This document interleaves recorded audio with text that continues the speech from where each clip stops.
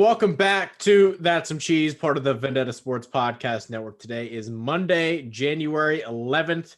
We are joined by reoccurring guest Anthony Fontanello, who is rocking our shirt. Anthony, how are you? Doing good. See, here's a shirt. Little product placement. Yeah, fucking buy one. How do you like the shirt? Is it nice?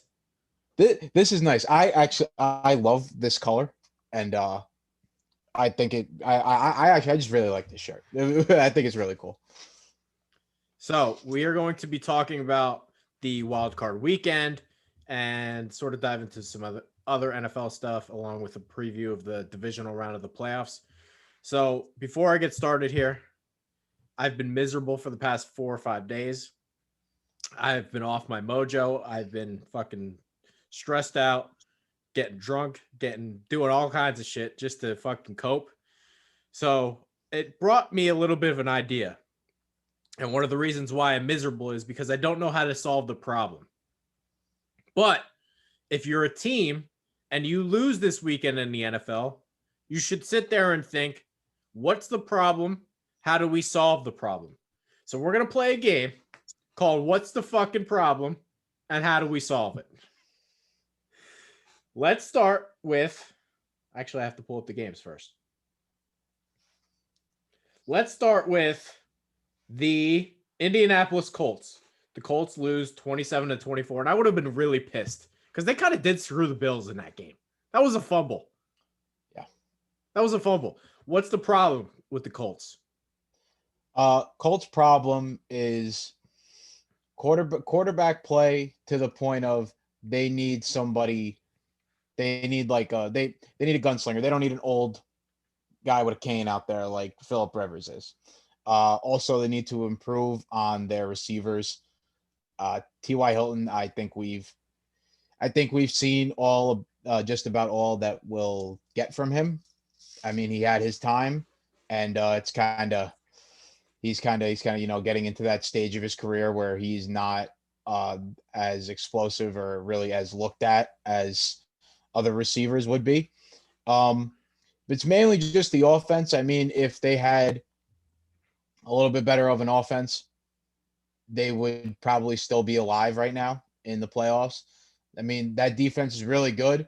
The problem is when the defense is on the field for a majority of the game, you really can't expect them to, keep teams down for that long. Side note, I'm still in the craft room. I'm still in DC. I'm probably going home soon, but for now, it's the craft room. Indianapolis. They can't continue to trot Phillip Rivers out there next year. No. That can't be your solution. If you're sitting there and you're the Colts, that can't be your solution next year because he's only going to get worse. And I don't really think he's even got anything left now. I think Frank Reich's kind of saving anything that he's got. If Phillip Rivers was in Philadelphia this year, I can only imagine what he would have looked like. He's not getting sneezed on the whole game. His offensive line's really good. The weapons are so-so. There was a lot of drop passes in that game, but I think more so than anything, if you're Indianapolis, you cannot honestly sit there and say, we can win the big one with I guess he'll be 39 or 40-year-old Phillip Rivers. Not going to happen. Yeah, absolutely not. I've said this plenty of times before, and I'm pretty sure you've said this before. A great solution would be, because you're not high up in the draft, there is somebody out there right now who you can trade for, who we know that team is clearing house. That would be Carson Wentz. See, we're finding solutions to our problems. There you go. Behind a great offensive line. Hey, man, Carson Wentz looked really good behind a really good offensive line in 2017 before he got hurt. Just saying. We're finding solutions to our problems. Okay. Seattle Seahawks. They lose to the Rams 30-20, and they were kind of really it never felt like they were winning the game. Seattle, what's the fucking problem? How do we solve the problem? Their problem, you could say defense, but to be quite honest, they have some playmakers on that defense. I would say that offensive line was absolutely atrocious. I know Russell Wilson has escapability and he's very crafty and he's hard to bring down and get sacks on. But that ability is really hard to use when Aaron Donald is in your face within 0.2 seconds of touching the ball. That offensive line needs serious work.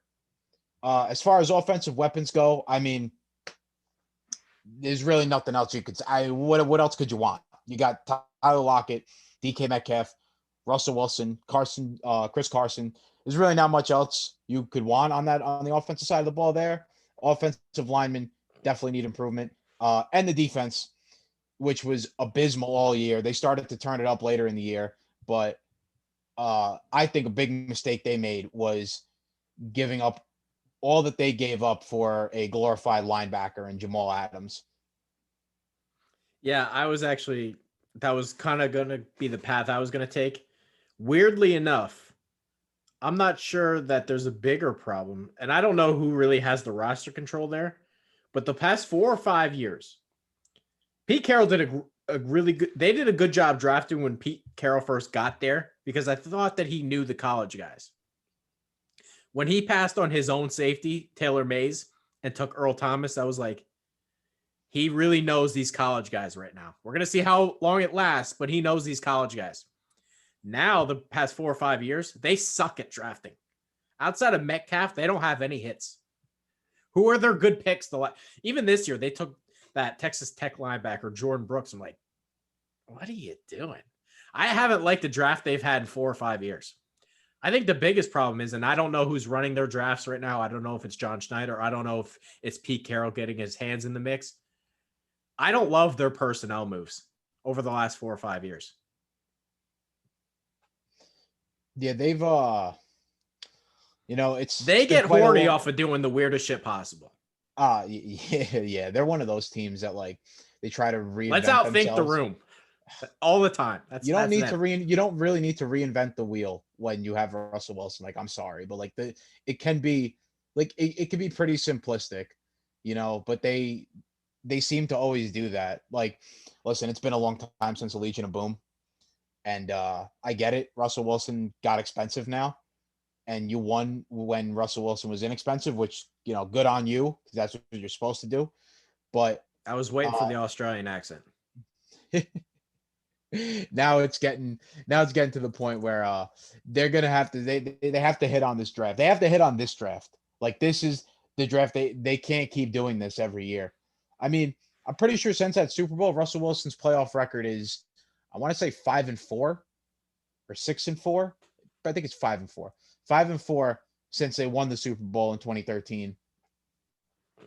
And that, and you also have that big stain of losing that Super Bowl to the Patriots where you didn't run the ball in with Marshawn Lynch. I mean, I like Pete Carroll, but at the same time, if you are not going to get any better, there's going to come a time when that team might have to tear it all down and completely redo.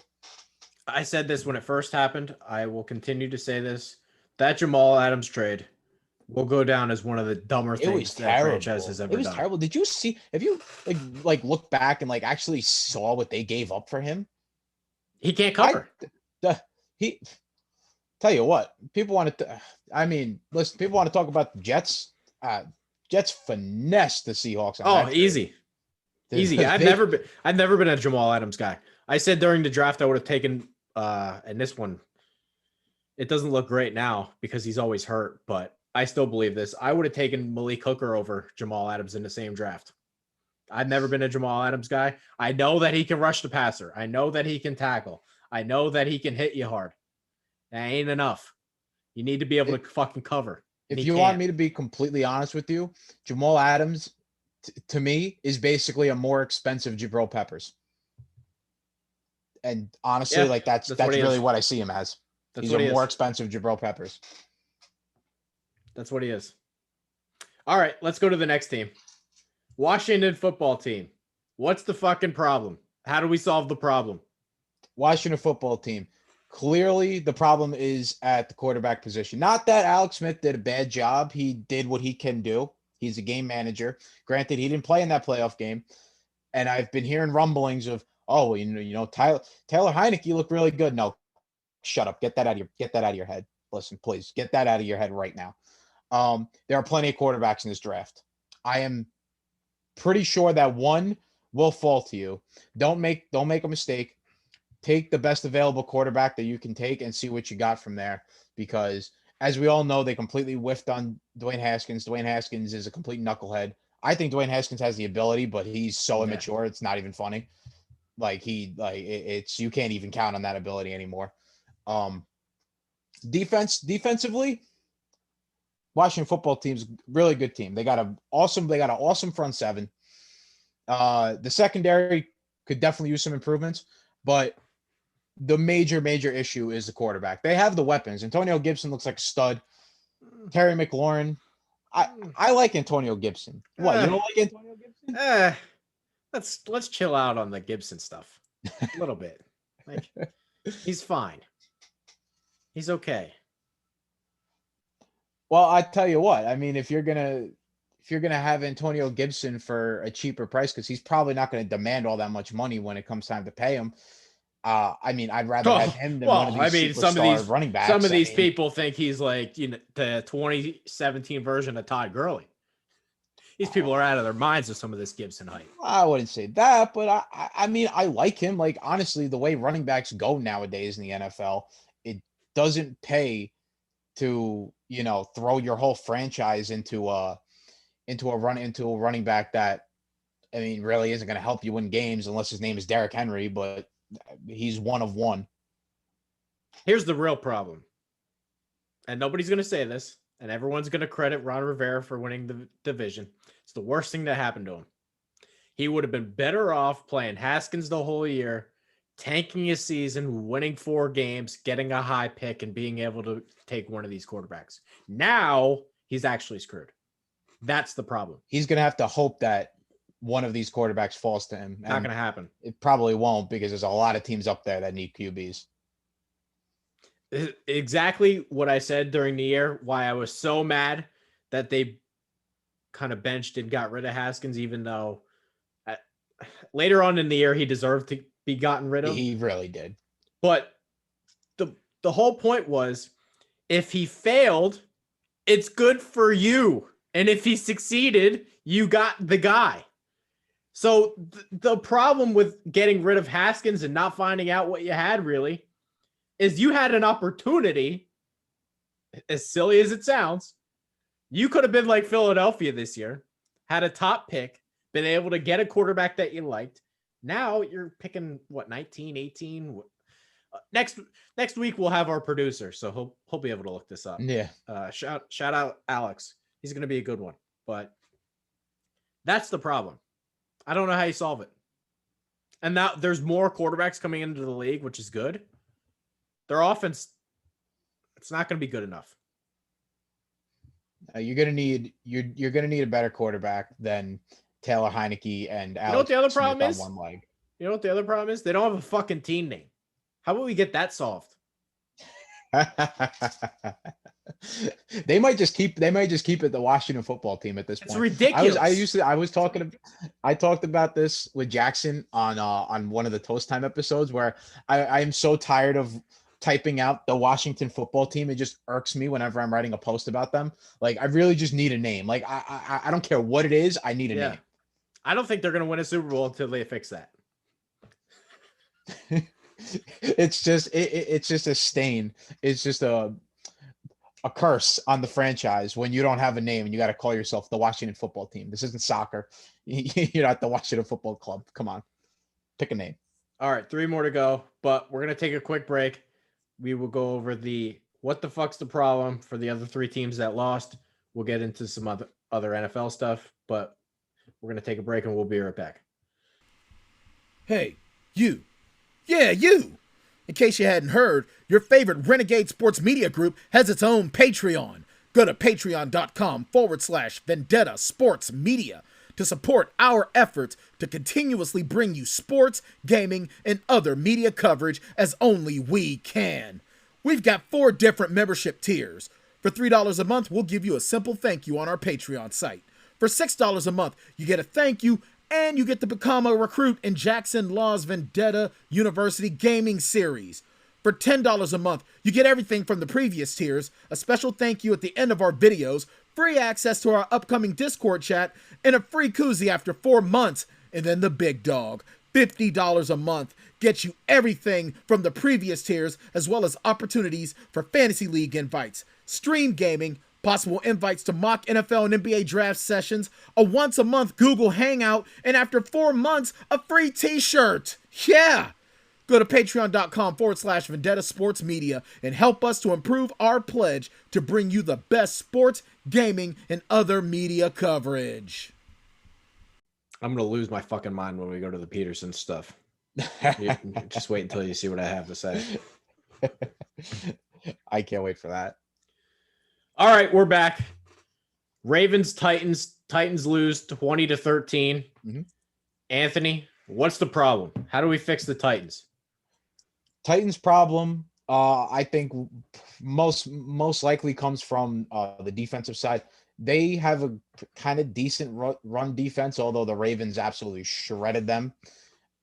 Their secondary is abysmal. Their secondary sucks. Like, I'm sorry, but Marquise Brown should not be going for 100 yards, and I think he had like 7 or 8 catches. That I'm sorry, but that really shouldn't happen, especially with the struggles that Lamar Jackson's had throwing the ball this year. That can't happen in a playoff game. Also, I know Ryan Tannehill's story is a pretty good story, but is he really the quarterback? I mean, is Ryan Tannehill really the guy that's going to lead you to the promised land? I don't think so. You know what really pisses me off is people are going to sit here and say, the Lamar Jackson playoff narrative is over. He won. It's really not quite over. They won by a touchdown. Not even that. I don't think he played well. No, he didn't. He only threw for like 170 yards. If it wasn't for his legs and the rushing attack for the Ravens, they would have been toast. Here's the problem with the Titans. They're too Derrick Henry reliant. If Derrick Henry doesn't rush for $150, they lose.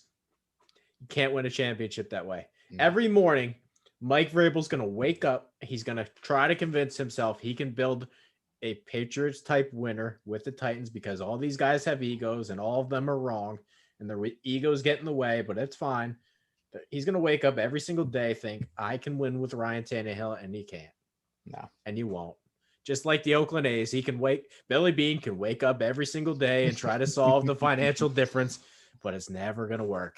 It doesn't matter what he does. There's the problem. Can't solve it. If I had a white flag for the Titans, that's might as well what you'd be waving because they're never going to fix this shit. Never. Yeah, the way that team is currently constructed, their best hope is to, win one playoff game a year, get to the divisional round, lose. That magic of last year when they went to the AFC Championship game, that ain't going to happen all the time. Derrick Henry's awesome. Really good running back. The problem is you can't expect this guy to run for 200 yards a game. It's just not going to happen. Yeah, easy enough. Chicago Bears, they lose to the Saints 21-9. Side note, I barely watched this game because about midway through the second quarter, I realized Chicago wasn't going to score again. So I turned on Wonder Woman 1984 and I didn't see the first one, which I didn't realize there was a first one. But side note, didn't love that movie.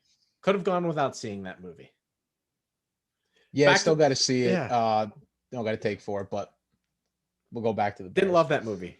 Gal Gadot, she's something, but didn't love the movie. Bears, what's the problem? How do we fix the problem? It'd be easier for me to tell you what's okay with the Bears than what's wrong with them. Let's start there. What's okay with the Bears? What's okay with the Bears? Okay, it seems like you got some decent weapons, you got some decent receivers. You got decent players. Obviously, Khalil Mack is one of the best defensive players in the league. Your defense is still sound. It's not great like it was a couple years ago. It's still sound. and that's really about it with them. Quarterback play.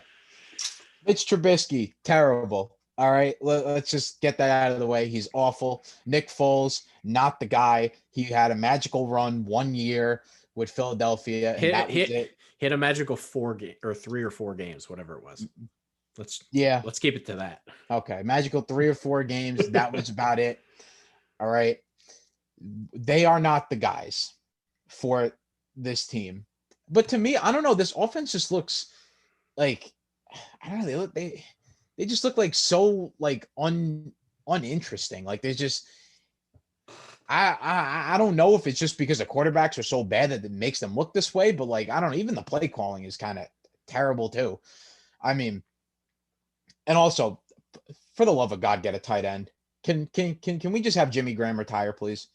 I mean, I'd like the ghost of Jimmy Graham is like he just shows up on my screen no matter what every year. At one random time during the year, I end up watching a game, and I'm like, oh, when did Jimmy Graham get on this team? And then next thing I know, he has one game where he catches a touchdown and does something. Can you please get a real tight end? Here's the actual problem. I can scout better than Ryan Pace, so I'm not quite sure why he has a job. Anybody that takes Mitch Trubisky with the second pick in the draft doesn't know how to scout. That's the problem. Until he's not the GM anymore, they'll never win. That's the problem. I'm not quite sure as an owner how you can look at that guy and have confidence that he can build a winner. Because it's blatantly obvious the guy doesn't know what he's doing. I mean, we don't even got to go over who he ended up passing up on. No, but you can go up and down the list of draft decisions that he's made, even minor ones. There's not a chance in hell anybody could have convinced me last year that Cole Kmet was better than Chase Claypool. Those two guys were not close. Chicago took Kmet when Claypool was on the board. Kmet went first. That should have never happened. Like that's the type of shit where I look at the GM and think, God, you don't know how to fucking scout. It's not that hard. And you know what's crazy is because that doesn't get brought up too much. Probably because the Eagles took Jalen Reagor over Justin Jefferson, which is probably the more ridiculous thing. Yeah. But those two guys were on the same team.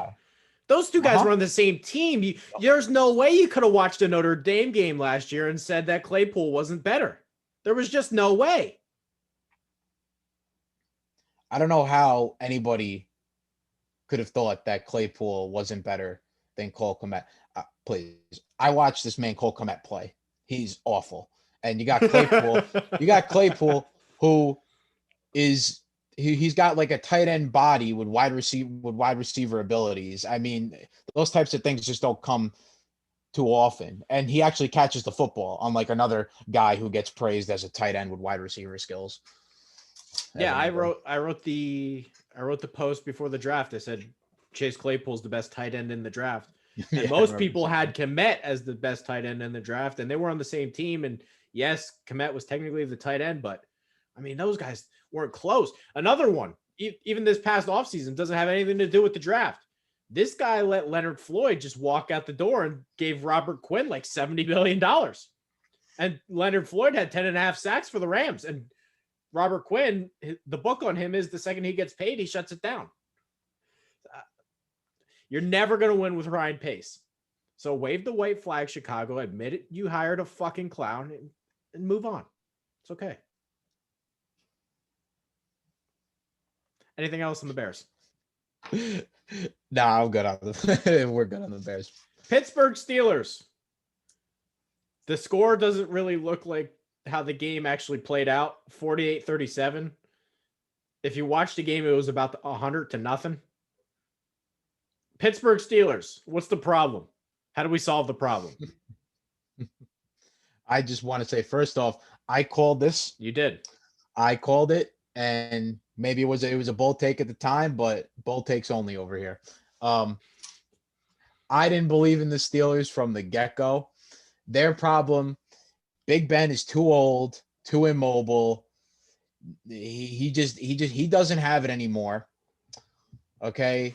You have good wide receivers. The problem is you don't really have a true number one, or I should say this, you won't do much with that offense if Juju Smith-Schuster is your number one, because he is in no way, shape, or form a number one receiver. Also, I don't really know how. You can blame the defense for the Steelers, but they were really just too hurt this year. You lose Bud Dupree. Joe Hayden had COVID going into the game. Those are just things you really don't overcome on the defensive side of the ball. So as far as defensively, they're good. It's the offense. It's just Big Ben. I'm sorry. He's just too old. He's not the guy anymore. He's got to go. He's got to get out of there, man. I think you're kind of missing the boat at least a little bit. Because you're right. I'm not disagreeing. But I don't think that's the main problem. When I look at the Steelers, I see a fundamental problem. And Bill Belichick always has this line that he said in the past. We're only competing against 8. There's only 8 teams I really respect. He says this all the time, or at least does to his employees. Doesn't really say it to the media, but people that have worked with Bill Belichick have said it. We're only competing against 8. The Steelers are not one of the 8 because their guys don't shut the fuck up. Juju Smith-Schuster, I don't need to hear your mouth before the game and say they're the same old Browns. Juju Smith-Schuster, I don't need to see you dance on the logos. I don't need to see you. Did you see the one play? They were down like 21-0. They were getting lined up, and he's doing a TikTok before the play. Did you see him dancing a little bit? I did not see that. He's doing a dance before the play. He was doing a little bit of a dance before he lined up and get set. So I saw down that 21-0 in the blink of an eye to start playoff. Even Claypool, who did you hear what he said today? What did he say today? You heard that? He was like, oh, it's okay, man. It was a bad loss, but the Browns are gonna get smoked next week. Like, shut up. Shut the fuck up. Oh my God. This is a organizational problem. Deal with it. Mike Tomlin either needs to get this shit figured out or get rid of the headaches, because this is nonsense. They will never be one of the 8 until they shut the fuck up. How much crap talk do you hear from any of these other teams that are in the divisional playoffs right now? None. And then we're talking about one of the teams that's got Jalen Ramsey on it, and I haven't heard anything from him in weeks, months actually. He hasn't said a word. That's the problem. Shut the fuck up. You cannot bring Smith-Schuster back, and tomorrow or today or whenever you sit Claypool down and say, you're done. No more of the social media shit. No more of the nonsense. Get rid of it. I'm not having it. I will trade your ass. I'm not kidding, because when is enough with this team? Le'Veon Bell's off the deep end. Antonio Brown's off the. How many fucking guys are they going to have that just are loose cannons and don't shut up? The Steelers are the same team. They lost to Jacksonville in the postseason. They lost to the Tebow Broncos. That game was over 5 seconds in. 5 seconds in, they were done. It was over. The common fan isn't always right, but even they knew the game was over 5 seconds in. The game was over. They never looked in it. Right from the get. It was, that team wasn't prepared. You could have went to go make a sandwich, come back down, and seen that the Browns were up 28-0 and been like, no, okay, I guess this game's over. That's the problem. So figure the fucking out. I can't even speak. My brain's still a mess. Figure it out. That's the problem. Is that all of them? Yeah, that's all of them. Okay. Okay. Yep, that's all of them. We're going to take another break here. We'll, again, going over some more NFL stuff, but we'll be right back. The following broadcast is brought to you in association by Forever Grips. Go to forevergripsgaming.com for all of your affordable gaming accessories. Need new grips for your analog sticks? They've got it. Need to swag up your controller or console, including the Xbox Series X or PS5? They've got it. Need a sweet mouse pad to complete your setup? Go to forevergripsgaming.com now. Act now and use the Vendetta Sports Media promo code VSM15 at checkout to get 15% off of your purchase. That's right, 15% off by using our promo code VSM15. Forever Grips, the best accessories for the best prices are with Forever Grips. All right, we're back, and we're going to talk a little bit about the Deshaun Watson thing, and I sort of want to lead off with this. Before I started this website, I never really had plans to go out on my own. It just sort of built up to that. I wrote for a bunch of different places, and they were just all dysfunctional. This was wrong, or that was wrong, or this was wrong, or that was wrong. And eventually I got fucking tired of it to the point where I can do this better than you.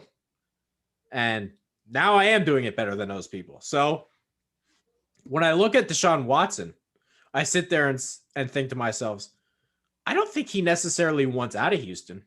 I just think he's so fucking over it that he's got no choice. That's why he wants to leave. Schefter had the line where it was he was a 2 out of 10 mad when they traded Hopkins. I would have been way past that. But apparently now that they apparently told him he was going to be involved in the hiring process. Then they sort of lied to him that he wasn't, and then they hired someone without telling him. Now he's a 10 out of 10. I don't blame him. He should be mad. I think so. I mean, I like Deshaun Watson. He's the type of guy that, like, he's a competitor, and he's not gonna want to take, the easy way out or kind of just like force his way out of a bad situation. Like he'll take more pride in fixing the and being there and being a reason why the situation gets fixed.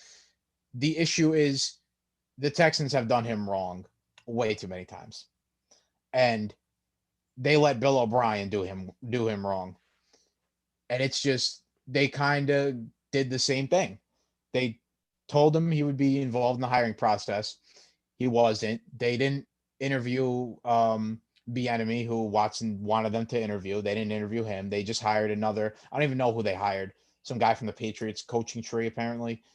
They didn't hire a coach yet. He's the GM. The GM. That's yeah, whatever. Yeah, something like that. But I mean, for Deshaun Watson, you got to just feel bad for the guy. I mean, you guys have no draft picks, no first round draft picks this year.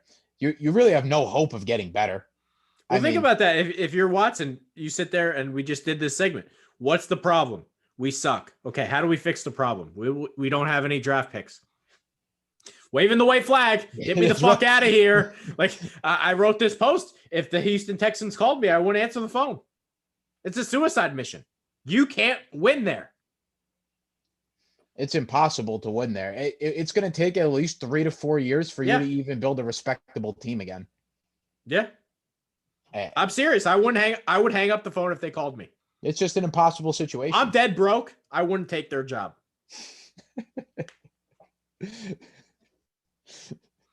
It's crazy because if you did take that job, everyone would think that you're a bad GM because like it didn't work there. So well, look what I had to work with. I mean, I'm serious. I'm dead broke. I have no money. I would rather be broke than take their job and be rich. It's crazy. I wouldn't succeed there. Nobody can. No one can. It's impossible. Deshaun Watson, I actually seen this stat. He had the highest QBR rating out of any team that's missed the playoffs in like, I don't know, I think it was like the past like 50 years or something like that, or 20 years, whatever. I mean, you want to talk about no help on that team? That's no help. That's being to the best of your ability, having a really good season as a quarterback, and your team is ass. Like most of the time, your quarterback is good, your team is good. I mean, it's very rare you see a team where your quarterback is really, really good and your team is just horrible. Don't know how you solve the problem. It's impossible, honestly. They need divine intervention. And I said this on the Lead Word episode when I went more into detail why I wouldn't take the Texans job. Part of the reason is because when you walk into that job, the only way to save the job is by trading Watson. And I'm not going to be the guy that does that. Because if you think about it, if you had the Texans job, what's the alternative? I can either keep Watson and have no draft picks and continue down the same path that we're on and just hope and pray that we can find 3rd and 4th round guys that can make the team and play well. or I can trade Watson, start over, replenish all my draft picks, and just kind of go from scratch. That's really your only option. I mean, yeah, and I'm not doing that. like you'll either be the guy that traded away the franchise quarterback. Yep. Or you're going to be the guy that wasted the franchise quarterback's prime. You're in a no-win situation. It's almost a Mike Trout. And I said the same thing. If I would have taken the Angels job, the first thing I would have did was trade Mike Trout.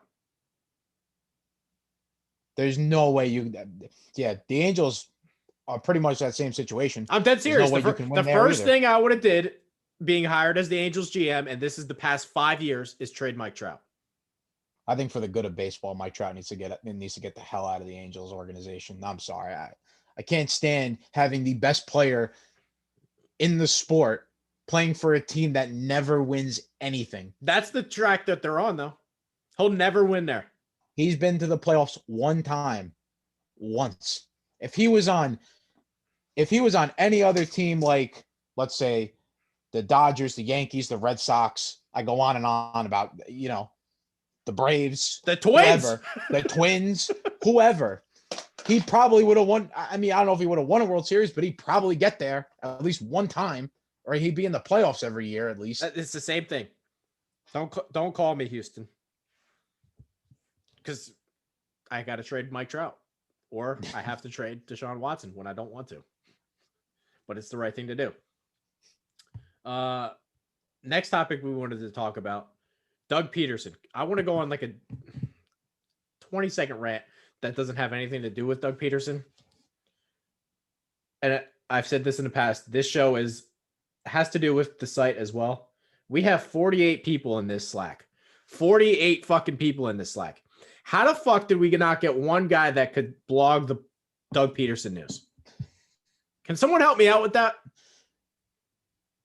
Like, I'm not even mad because I've just been in a piss poor mood. I'm just disappointed. How the fuck do we not have one guy that could blog the Doug Pederson news? Literally would take like 10 minutes, not even.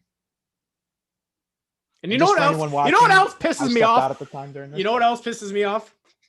I hate when the people in the Slack say, "Oh, breaking news," and they'll drop the thing in and they don't do the post. I don't want to fucking hear from you. Crazy. I don't want to hear from you.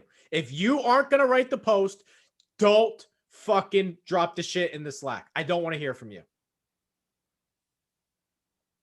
It's insane sometimes. Actually, all the time. It's pretty crazy. You know how many times I see that? Like, somebody will drop a breaking news thing in there, and then like it doesn't get done. See, because then the thing is, when they do that, they give off the impression that they're going to go and do it, and then they don't do it, and then it's like, well, I mean, why did you even bother? Yeah. Drives me fucking insane. So all of our people that are watching this, if you're not going to do the story, I don't want to hear from you. Don't put it in the Slack. Please, for the love of God. It's the little things that drive me insane with this site. It's really the little things. Okay. Doug Pederson got fired. Your takeaway.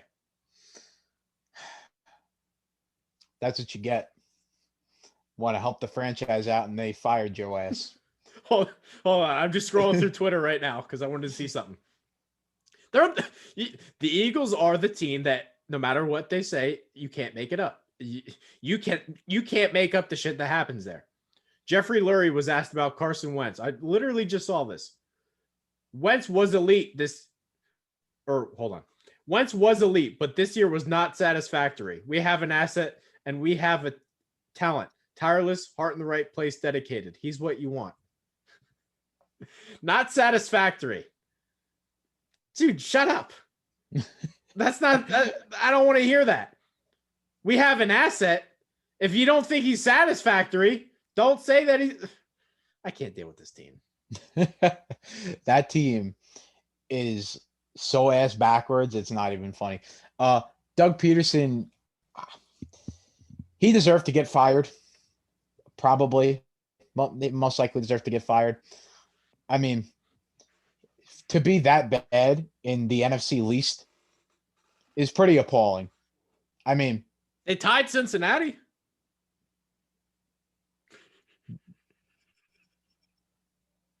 how do you go for a tie? And if I remember that game correctly, they accepted the tie instead of trying to win the game. Yep. They just said, screw it. I guess I'll be okay. I'm cool with a tie. What do you mean you're cool with a tie? What the hell are you? What are you doing? I just want to know who the Eagles are going to hire next, because I can't really judge it until I know who they're replacing him with. But knowing Howie Roseman, it's going to be some out of the box shit. I'm gonna call my shot. I'm gonna call Mike Kafka, Kansas City Chiefs quarterback coach. That's my guess. That's my guess for the next head coach. If they were to hire someone like that, like completely out of the box, like no one's thinking of, not even that, just like completely inexperienced guy at being a head coach.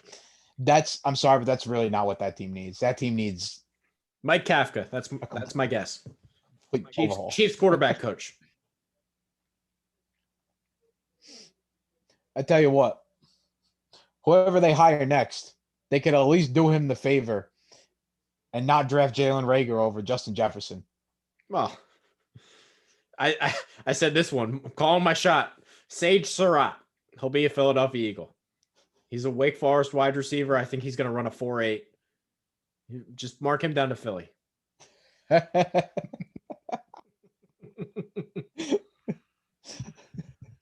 All right, we took enough breaks. Fuck it. Give me some bold predictions for the divisional round of the playoffs.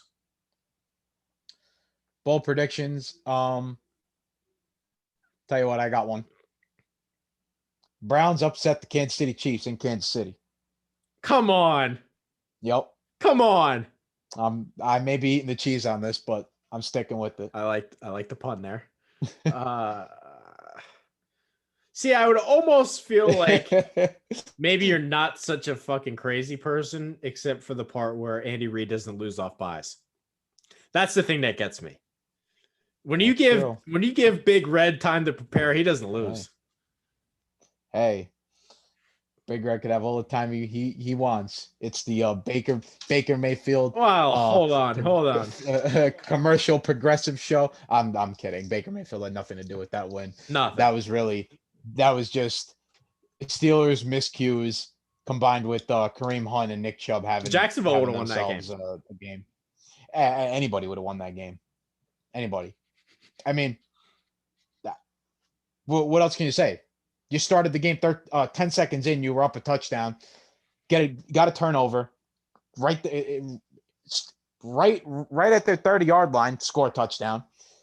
I mean, it was 21-0 before you could even blink. Baker Mayfield didn't even step on the field for an offensive possession yet, and the game was already out of reach. The Blake Bortles Jaguars would have won that game too. See, but what I said with Baker Mayfield as to why they were going to win that game was he needed to play a clean game, and he did. To his credit, Baker Mayfield played a clean game. Didn't turn backwards hat kind of guy. Backwards hat kind of guy. Didn't do anything stupid with the ball. Got the ball to the guys that could make plays, and they did, and they made those plays, and that's how you win the game. Browns. I think you're a little nuts with that one. I may be crazy, but I believe in the Cleveland Browns. I never thought I would ever say that. Yeah, I was gonna say, did you ever think you would say that one? But I said it. But I said it. I thought I'd never say that. Give me another one. Give me one more. All right. Let's see what the matchups. Packers. I think Packers are gonna blow the doors off them. What's the other one? Oh, Saints Bucks. Hard to beat a team 3 times in a row. Very hard to beat a team 3 times in a row. Bucks have been clicking. The Saints kind of just been meh. Hard to beat a team 3 times in a row. Now you know what? Screw it. I'm gonna say it. This is Drew Brees' last game in the NFL. Oh, yeah, I think I agree. I think I agree with you for the sole fact that they already beat him twice. They already beat him twice, and the last time they played too, they killed them, which makes me even more nervous.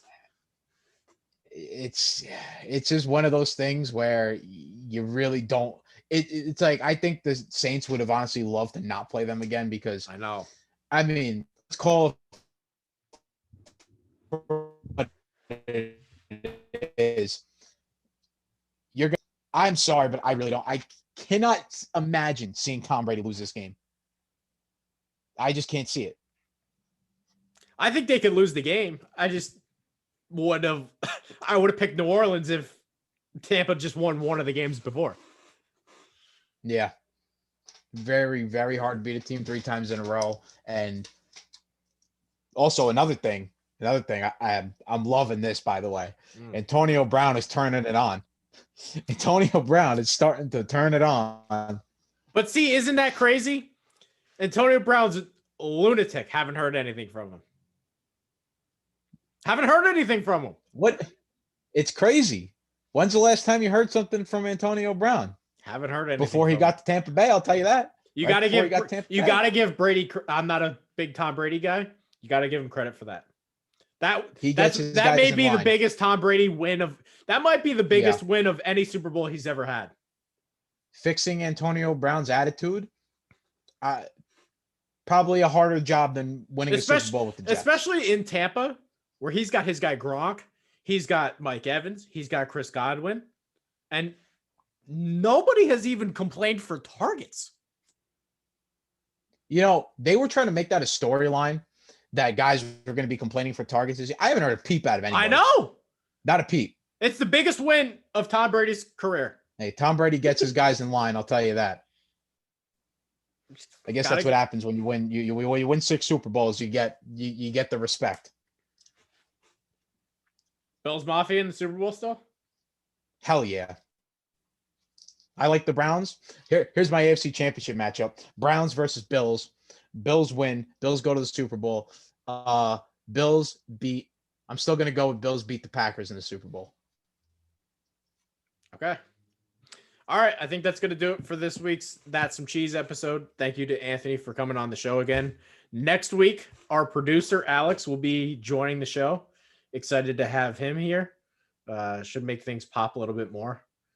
I won't be in the craft room next week, but other than that, thank you guys for watching and listening, and we will see you next time.